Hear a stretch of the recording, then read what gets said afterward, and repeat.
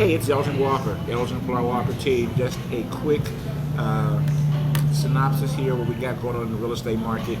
As you guys know, the macro economy is still in a little bit of disarray, depending upon what economists you talk to, what stats you look at, what you're looking to do.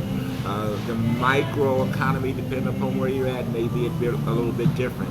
But there's a couple of things, particularly on the real estate side and just from obtaining wealth, that you have to remember is when the markets slow down into quote-unquote bear-type markets that they are now, as you're hearing it described, with the inflation, high interest rates, and you're going to have people doing an awful lot of FOMO, right? Awful lot of FOMO and trying to get FOMO into whatever their products are, their real estate, their crypto, all of those things.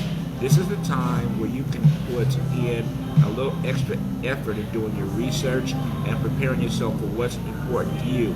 The one thing about when the market's correct like this, there are opportunities for you to get involved in some things that maybe you would not have had the opportunity to do so. Like one thing here is real estate. I want you to think about this. Just think about the fact that, say, at the beginning of 2022, the house was listed at $500,000. You probably would have to pay $550 to $600 for it. You'd have to remove your appraisal contingency. You'd have no physical inspection. You'd have a physical inspection, but you probably weren't going to get any repairs done if there needed to be.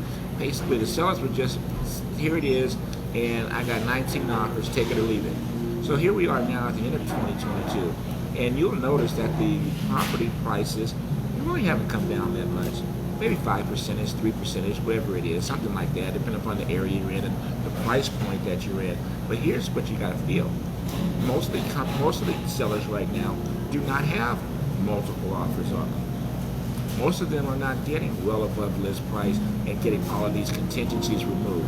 A good portion of them, sellers, are at least open-minded to help buyers buy their interest rates down or buy their pay their closing costs. So here, check this out.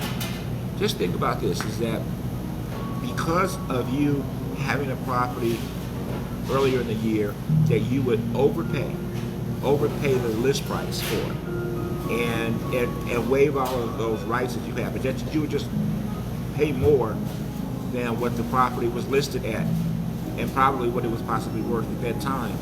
Yeah, we had 3% interest rates, and now our rates are between 6.5% and 7%. But do you realize that if you buy the property now and you're at like a 6%, 6.5% or so interest rate, and that $500,000 property, you didn't have to overbid for it, come up with other money, et cetera, et cetera. Do you understand that your monthly obligation is probably less than $100 more, give or take, the property in a price range like that?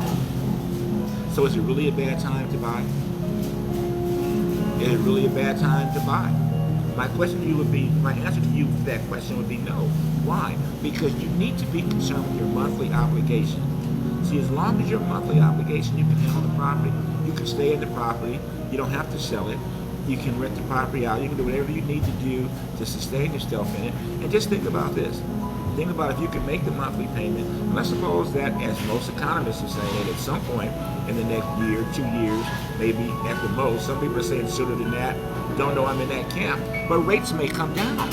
So if rates come down, now you got an opportunity to refi it and get your payment even lower, but you're already participating in the equity buildup because the prices seem to be fairly stable.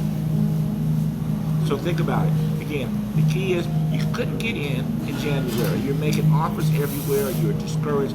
Now you got some opportunities to get in. And you got some opportunities to get in, and your monthly payment is going to be similar to what it would have been in January. And you will have an opportunity now to take your time, physical inspection, make sure the property is in good shape. Maybe you want a termite inspection. Maybe you want things that you would not have asked for previously because you knew you'd have lost the home. That being said, consider these options. They're there for you. If you have questions, reach out to us. We'd love to assist.